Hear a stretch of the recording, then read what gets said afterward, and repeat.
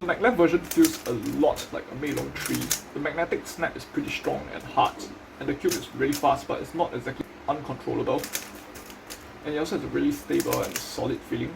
The cube also isn't completely smooth. It has the texture feel that most cubes with a pattern type anti-stick design would have.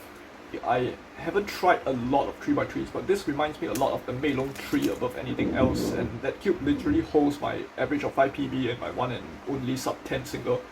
And while I don't have my Meilong with me anymore, the Maglev Super RS3 just feels like a lighter and faster and airier version of that. And while not everyone out there likes fast cubes, the Meilong is a little bit slow for my taste, and I would deem the Maglev Super RS3 as an upgrade. The ball core version has a much softer feeling, and it's a little bit faster than the Maglev version. And unlike the traditional idea of the core magnets pulling the corners towards them, which makes the cube more stable, this one incorporates a little bit of repulsion. Firstly, the core and the corner magnets attract over a wider angle compared to just piece magnets. This makes you feel the attraction over a wider distance, and it gradually gets stronger as you close in that distance, as compared to no attraction at all and then suddenly you feel a snap. This allows the core magnets to dampen the snap by a lot. Also, when the corner directly passes underneath the center, there's actually a little bit of repulsion going on, because the polarity of the top part of this magnet is repelling the bottom part of the Maglev magnet. The core magnets dampen the snap by a lot, and combined with the repulsion, it gives the cube a much lighter and smoother feeling, which I definitely do enjoy.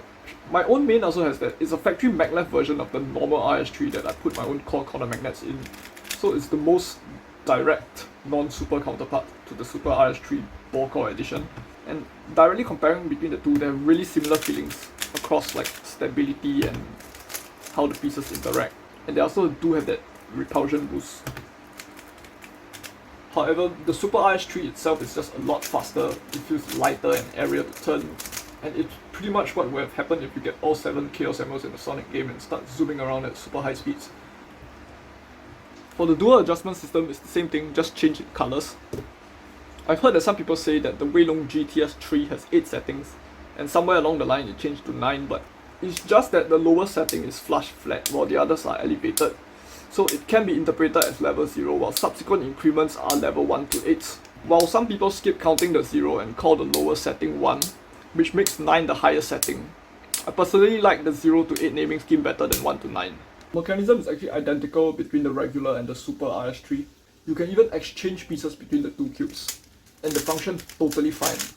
The key features of this mechanism are the double torpedo, hooks under the double corner base, and just makes this cube harder to pop. In fact, the Super RS3 is so difficult to pop that I've actually never taken a piece out under the tensions that I use. Every time I took a piece out, I actually loosened 2 faces by like 720 degrees. The other feature is the square tip at the bottom of the center base.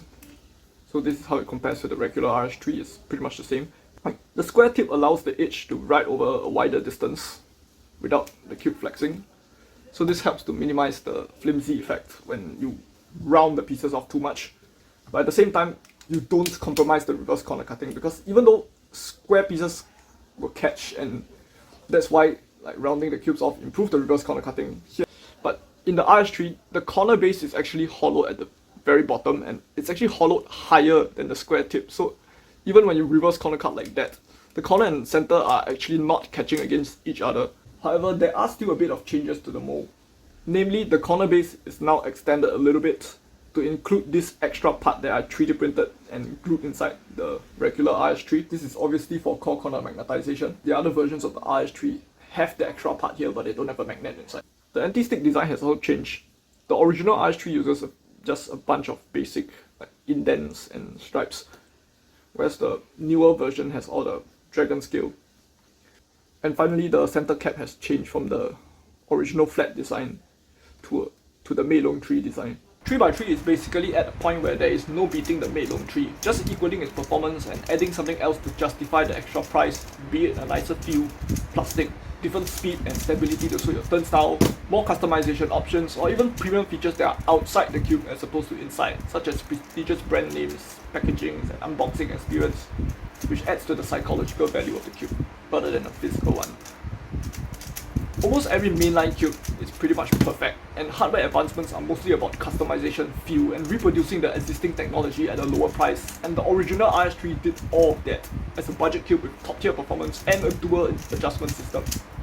The Super RS3 did all of that again, but it's an update since core corner magnets are now thrown into the mix of newer technologies, and the Super RS3 reproduces that at a lower price point compared to the Gun and the Tornado V3. And while it is an update, it is not necessarily an upgrade. That depends on whether you like fast cubes in the first place, and the original RS3 is already perfect on its own. Adding more speed only serves those people who like faster cubes, and for those people who want it slower, it's not really upgraded. Personally, I like the speed boost and the lighter area feel.